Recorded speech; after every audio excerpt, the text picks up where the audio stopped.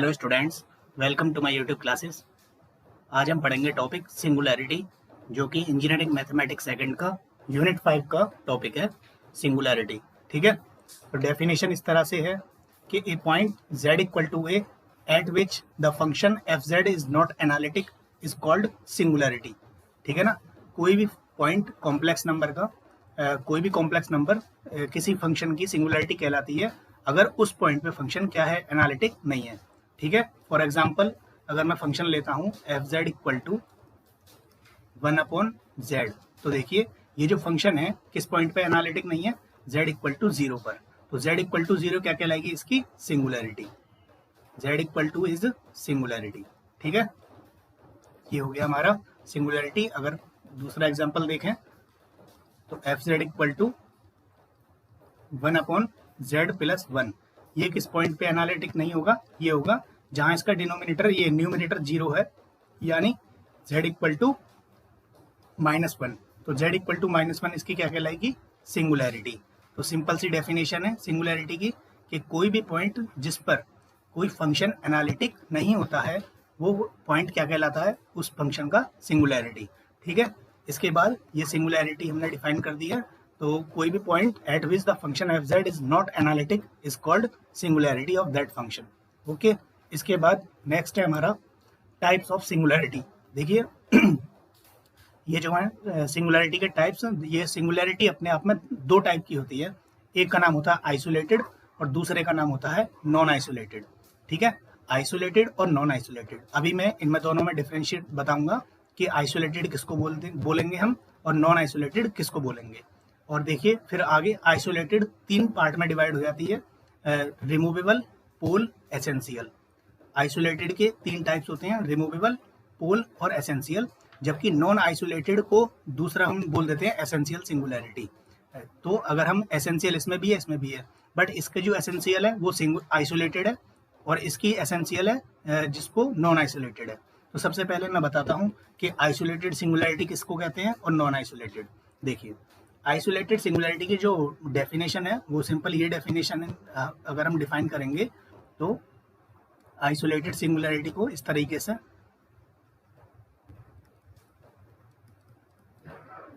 कि a singularity z equal to a is called isolated singularity.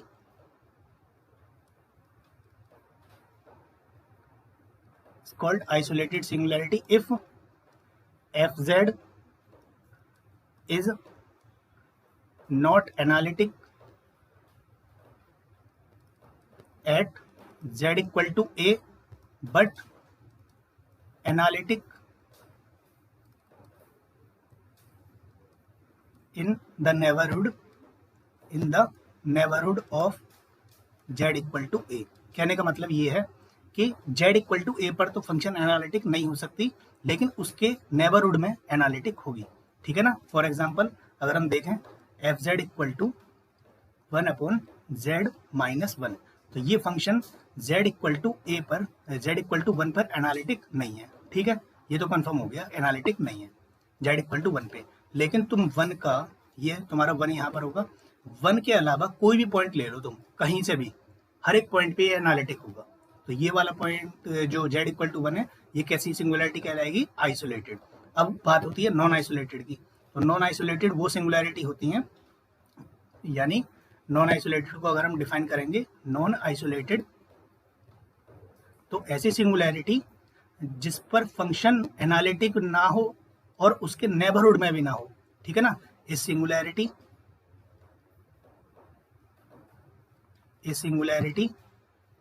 z equal to a is called non isolated singularity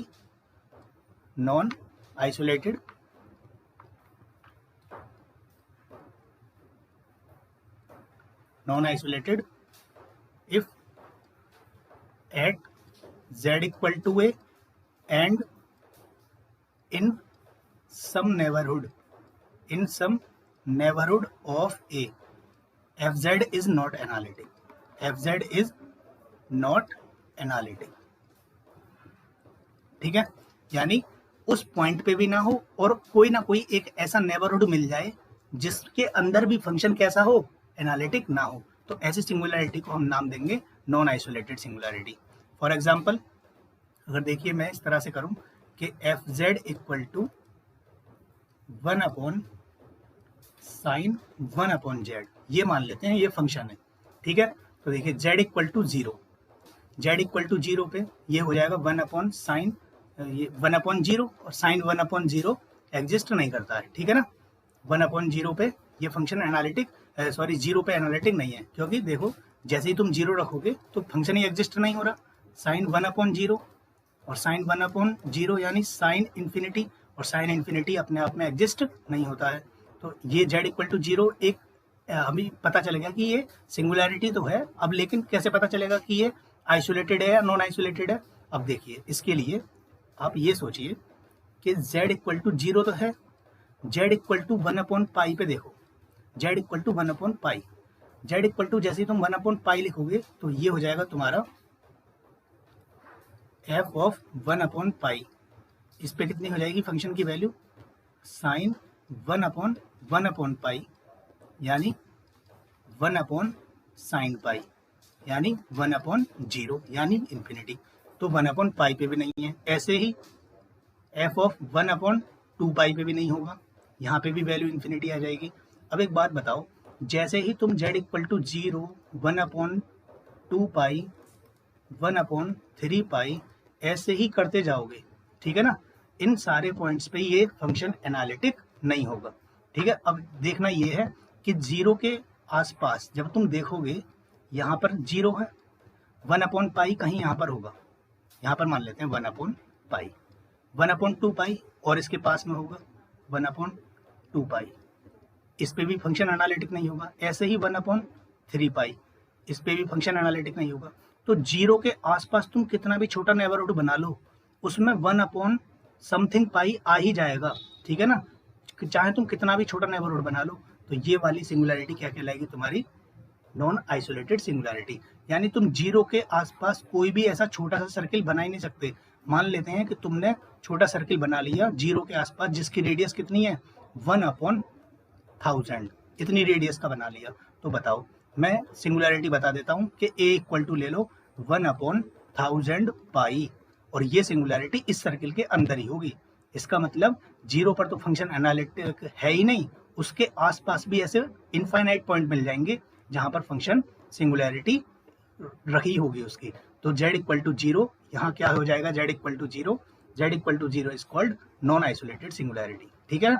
अगर मैं पूछूं तुमसे कि बताइए F Z equal to 1 upon Z plus 2 and Z minus 3 किस type की singularity है, तो ये दोनों सिंगुलैरिटी हैं आइसोलेटेड, क्योंकि देखो 2 -2 और 3 के अलावा इनको किसी भी पॉइंट पे प्रॉब्लम नहीं है। यहाँ पे कहीं होगा -2 और यहाँ पे कहीं होगा 3, तो इन पॉइंट्स को छोड़ दूं अगर मैं, तो बाकी किसी पॉइंट पर ये फंक्शन प्रॉब्लम नहीं करेंगे। लेकिन जो ऊपर वाली फंक्शन थी उसके लिए बहुत सारे पॉइंट्स मिल गए थे जहाँ पर वो प्रॉब्लम कर रही थी, ठीक है।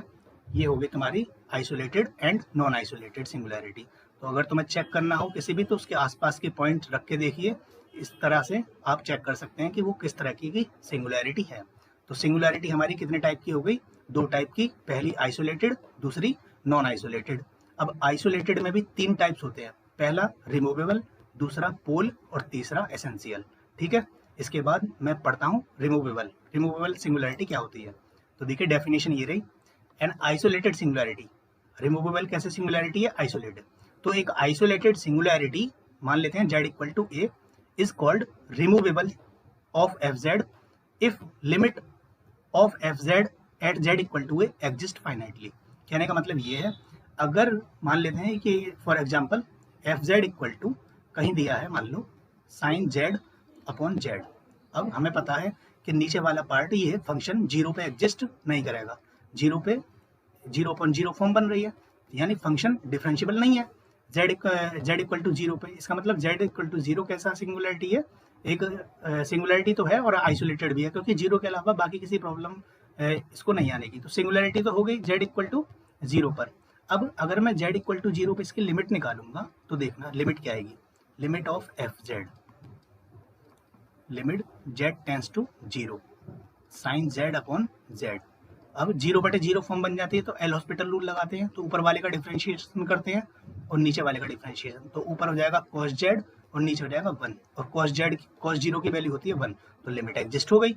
लिमिट एग्जिस्ट हो गई, लेकिन फंक्शन की वैल्यू एग्जिस्ट नहीं हो रही थी, इसलिए वो एनालिटिक नहीं था, बट लिमिट एग्जिस्ट हो गई। तो ये z इक्वल टू 0, तो z इक्वल टू 0 कैसी सिंगुलैरिटी है? z equal to 0 is removable singularity. ठीक है, z equal to 0 is removable singularity. ठीक है, दूसरा एग्जाम्पल अगर मैं समझाना चाहूँ इसका, तो देखिए दूसरा example, F Z equal to मैंने मान लिया 1 माइनस ए की पावर 4z अपॉन z। अब तुम इसकी वैल्यू 0 पे फाइंड आउट करो। तुम्हें पता चल रहा है कि नीचे 0 कब होगा? जब z इक्वल टू 0। तो z इक्वल टू 0 पे फंक्शन की वैल्यू क्या आएगी?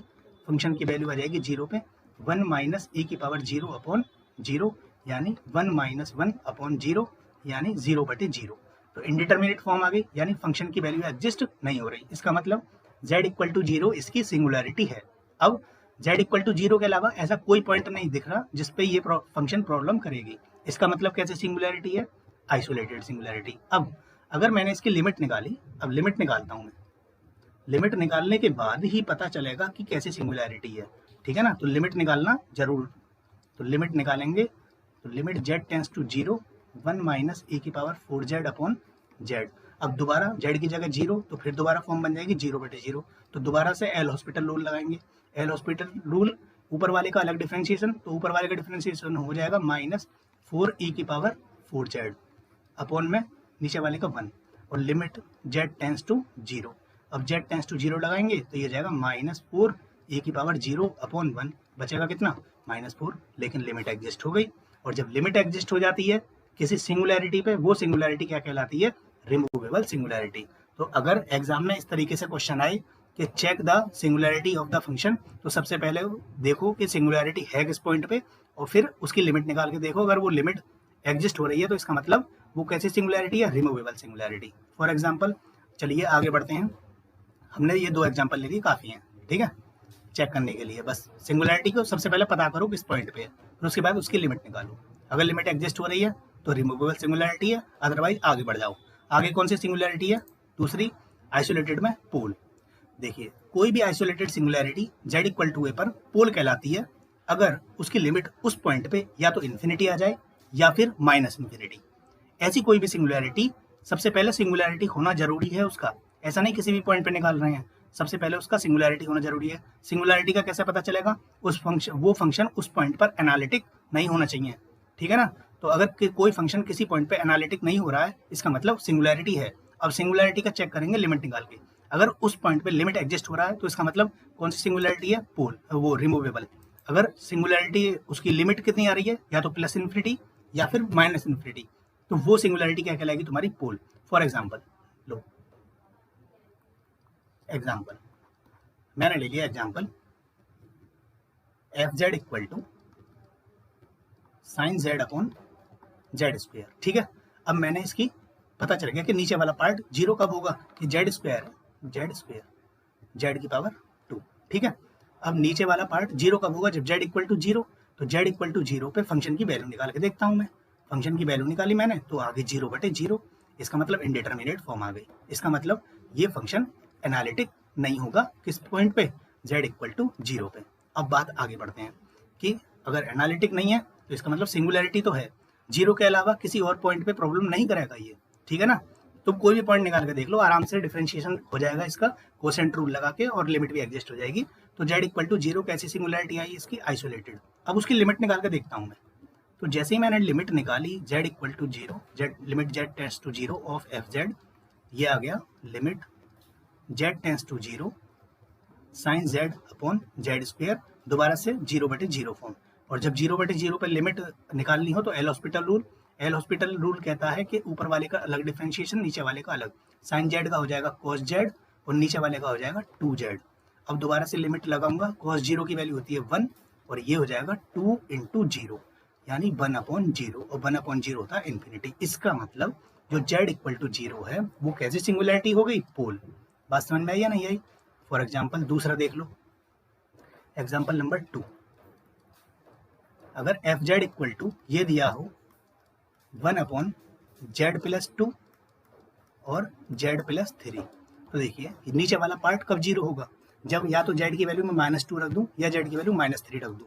तो z इक्वल टू -2 और z इक्वल टू -3 दोनों पॉइंट कैसे हैं, ये हमारे सिंगुलैरिटी के, और दोनों ही पॉइंट के अलावा बाकी किसी पॉइंट पे प्रॉब्लम नहीं है। तो इसका मतलब ये आइसोलेटेड सिंगुलैरिटी है। अब आइसोलेटेड है तो या तो ये रिमूवेबल होंगी या पोल होंगी या एसेंशियल। तो सबसे पहले मैं लिमिट निकाल के देख लेता हूँ। लिमिट निकालने में कौन सी बड़ी बात है, z टेंस टू -2 fz। जैसे ही मैंने z टेंस टू -2 रखा तो ये हो जाएगा -2 + 2 -2 + 3, ये हो जाएगा 1/0 × 1, कितना आ गया, इन्फिनिटी। इसका मतलब कैसी सिंगुलैरिटी है ये, पोल। ऐसे ही z टेंस टू -3 पे तुम निकालोगे तब भी इन्फिनिटी आ जाएगा, ये आ जाएगा फिर -इन्फिनिटी। देखो लिमिट z टेंस टू -3 निकालोगे ना एफ जेड की लिमिट, तो 1/ ये आ जाएगा -3 + 2 एंड -3 + 3, ठीक है। ये -3 + 2 कितना बचा, -1, तो -1/0 यानी -1 × 1/0 यानी कितना हो गया ये तुम्हारा, ये हो गया तुम्हारा -इन्फिनिटी। तो या तो +इन्फिनिटी लिमिट आ जाए या फिर -इन्फिनिटी, तो हम क्या बोलेंगे उसको, पोल, ठीक है। उसके बाद नेक्स्ट है हमारी एसेंशियल सिंगुलैरिटी। एसेंशियल सिंगुलैरिटी वो सिंगुलैरिटी होती है आइसोलेटेड में जो ना तो पोल होती और ना ही रिमूवेबल होती, ठीक है ना। एग्जाम्पल के लिए देखो ये बता दूं, एग्जाम्पल के लिए अगर मैं एफ जेड इक्वल टू ले लूँ sin 1/z, तो z इक्वल टू 0 पे फंक्शन की वैल्यू एग्जिस्ट नहीं होगी। z इक्वल टू 0 पे f(0) कितना आएगा, 1, ये हो जाएगा sin 1/0, और sin इन्फिनिटी कभी भी एग्जिस्ट नहीं करता। ना तो ये इन्फिनिटी आ रहा और ना ही कोई और पॉइंट, ठीक है। तो इस टाइप से ये सिंगुलैरिटी ना तो रिमूवेबल हुई, क्योंकि इसकी लिमिट भी तुम निकालोगे, limit z tends to 0 F Z, तो वो भी कितना आ जाएगा, साइन इन्फिनिटी। तो ना तो ये लिमिट एग्जिस्ट हो रही और ना ही +इन्फिनिटी या -इन्फिनिटी। तो इसका मतलब ना तो ये रिमूवेबल है और ना ही ये क्या है, पोल। तो इसका मतलब ये सिंगुलैरिटी कैसी है, एसेंशियल सिंगुलैरिटी। और जो आइसोलेटेड नहीं होती वो नॉन आइसोलेटेड सिंगुलैरिटी कहलाती है। इसके बाद नेक्स्ट टॉपिक है how to check order of pole. किसी भी पोल का हम ऑर्डर कैसे चेक करते हैं, ठीक है। तो मान लेते हैं कोई फंक्शन एफ जेड है जिसके पास पोल है किस पॉइंट पर, z इक्वल टू a पर, तो वो कहलाएगा ऑर्डर m का। अगर z - a⁴ m × F Z की limit z tends to a पे कैसी आ जाए, फाइनाइट एंड नॉन जीरो, ठीक है ना। तो इस टाइप से हम किसी भी पोल का ऑर्डर फाइंड आउट कर सकते हैं। और एक बात यहाँ पर नोट करने की ये है कि अगर पोल का ऑर्डर 1 हो, if order of pole equal to 1, तो उस पोल को नाम देते हैं हम सिंपल पोल।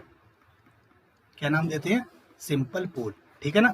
अभी देखिए दोबारा से इसकी डेफिनेशन, यहाँ ये बहुत ज़्यादा हेल्पफुल है क्योंकि रेजिड्यू में बहुत ज़्यादा हमारे लिए इम्पोर्टेंट रोल प्ले करता है। तो कोई भी फंक्शन एफ जेड, उसकी अगर सिंगुलैरिटी है, मानो पोल है उस पर, z इक्वल टू ए पर पोल आ गया, जैसे अभी पीछे आया था कि z इक्वल टू यहाँ पर z इक्वल टू 0 पे, z इक्वल टू -2 और -3 पे, है ना, पोल आ रहा था। तो कितने ऑर्डर का पोल है ये चेक करने के लिए हमें मान लेते हैं कि a पर ही अगर हमारी क्या है, z इक्वल टू a पर पोल है, तो वो कितने ऑर्डर का है। तो उसको चेक करने के लिए हमें z - a⁴ m × F Z की लिमिट निकालनी पड़ेगी। और अगर ये लिमिट कितनी आ जाए, फाइनाइट और नॉन जीरो, तो इसका मतलब पोल का ऑर्डर कितना है, m, ठीक है। देखिए चेक करता हूँ मैं, determine the poles of the following function and their order. हमें पोल भी निकालना है कि किस पॉइंट पे है, और हमें क्या निकालना है, उनका ऑर्डर भी। तो पहला फंक्शन है ये वाला। तो देखिए नीचे वाला पार्ट कहाँ जीरो हो रहा है, z इक्वल टू 1 पे और z इक्वल टू -2 पे। अब सबसे पहले हमें लिमिट निकालनी होगी, क्योंकि तभी तो पता चलेगा कि पोल है या नहीं है। तो z इक्वल टू 1 पे लिमिट निकाली ऑफ एफ जेड, तो ये कितना आ गया, ऊपर बन गया तुम्हारा, चलो एक बार और लिख लेता हूँ, z tends to 1 + z upon z - 1 का होल स्क्वायर एंड z + 2। जैसे ही मैंने z की जगह 1 लगाया, ऊपर हो गया 2, नीचे हो गया 0 × 3, यानी टोटल हो गया ये 2/0 यानी इन्फिनिटी। इसका मतलब z इक्वल टू 1 पे पोल है। अब z इक्वल टू 1 पे पोल है तो है कितने ऑर्डर का, ये जानना बहुत जरूरी है। z इक्वल टू 1 पे पोल तो आ गया, अब पोल का ऑर्डर, तो सबसे पहले जो हाईएस्ट पावर दे रखी है ना वही लगा के देखेंगे। तो लिमिट लगा के देखेंगे,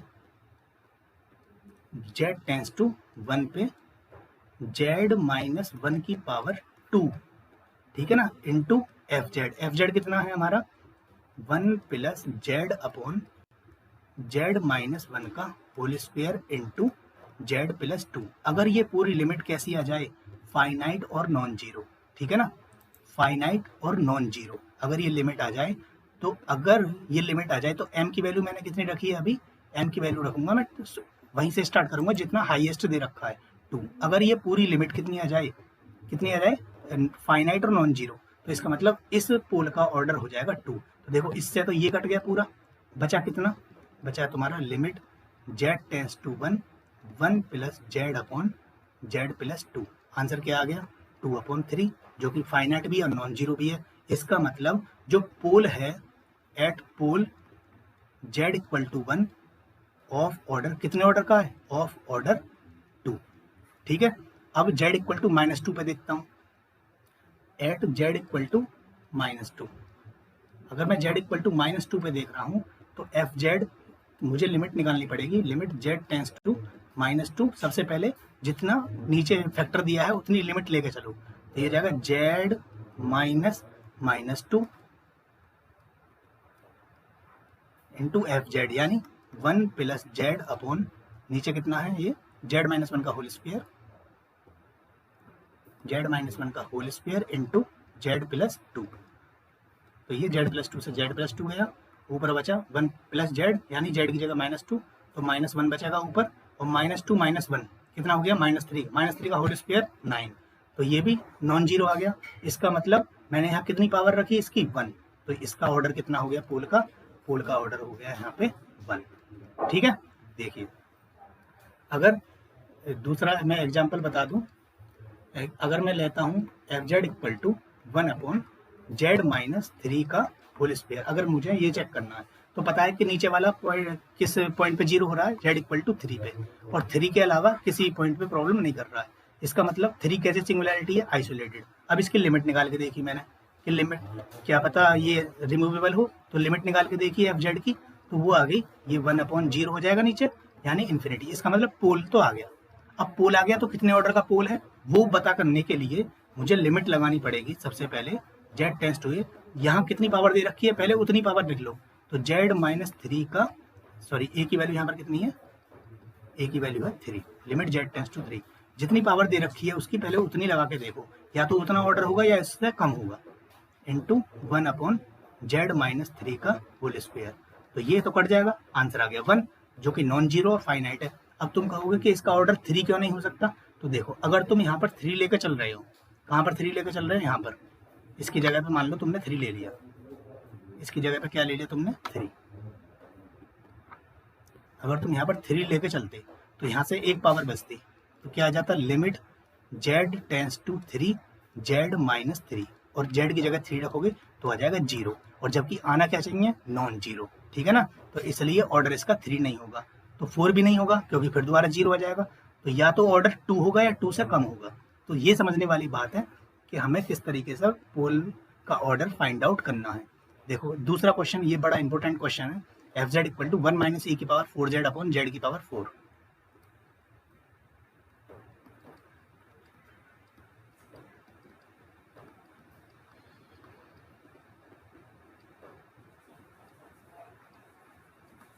देखिए अब हमें यहाँ देखने से ये पता चल रहा है कि नीचे वाला पॉइंट अगर 0 हो जाए तो फंक्शन की वैल्यू एग्जिस्ट नहीं करेगी, ठीक है ना।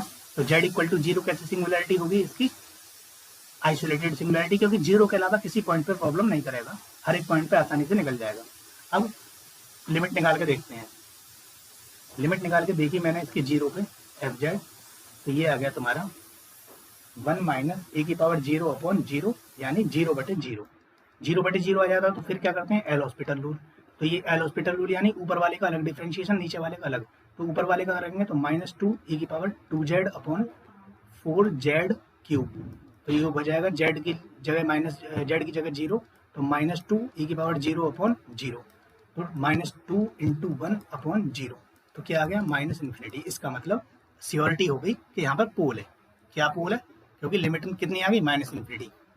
इसका मतलब z इक्वल टू 0 पर क्या है? पोल। अब हमें चेक करना है कि पोल है तो कितने ऑर्डर का। तो सबसे पहले मैं 4 से स्टार्ट करूंगा, ठीक है ना। तो लिमिट z टेंस टू 0, वही फॉर्मूला z माइनस ए की जगह हम किस पॉइंट पे चेक कर रहे हैं? 0 पे। तो z माइनस 0 की पावर 4 से स्टार्ट करूंगा, और यहाँ पर कितना 1 माइनस ए की पावर 2z अपॉन z की पावर 4। अब देखिए यहाँ z की पावर 4 से ये कैंसिल आउट हो जाएगा, बचेगा कितना? बचेगा कितना? Limit z tends to 0 1 minus ए की पावर 2z। अब z की जगह 0 लगाऊंगा मैं, तो 1 माइनस e की पावर 0 यानी 1 माइनस 1, और आ गया क्या? 0, जबकि आना क्या चाहिए था? Non zero. इसका मतलब मैंने ये 4 जो लेके चला हूँ मैंने गलती कर दी। इसका मतलब इसका ऑर्डर 4 नहीं होगा। 4 नहीं होगा तो 5 भी नहीं होगा, क्योंकि बड़ा लेंगे फिर दोबारा से 0 आ जाएगा। तो इसका मतलब या तो इसका ऑर्डर 3 होगा या 3 से कम होगा। तो अब की बार मैं 3 लेके चलूंगा, ठीक है। अब की बार 3 लेके चलते हैं।